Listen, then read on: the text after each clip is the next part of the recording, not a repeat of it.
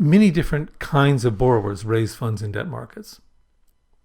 Borrowers include, for example, sovereign governments, local authorities and public sector institutions, supranational organizations like, for example, the World Bank, and many different financial and non-financial corporate borrowers.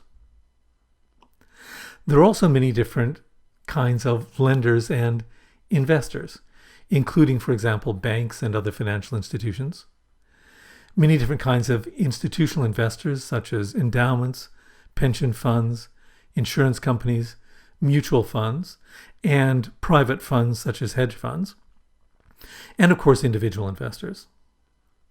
When we look at institutional investors, we sometimes distinguish, as we have here in the diagram, between real money institutional investors such as endowments and pension funds, insurers, mutual funds, and leveraged institutional investors such as hedge funds.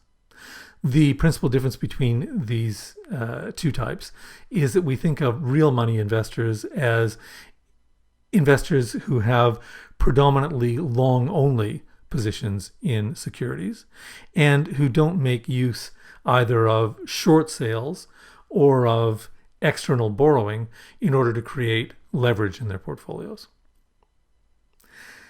Many hedge funds and some other types of private funds do use short positions as well as long positions and often make use of external borrowing in order to magnify possible returns through leverage. And so sometimes it's useful for us to distinguish between these two different types of institutional investors. Financial institutions such as investment banks are also active participants in debt markets, helping borrowers raise money through loans by issuing securities and making markets in debt securities.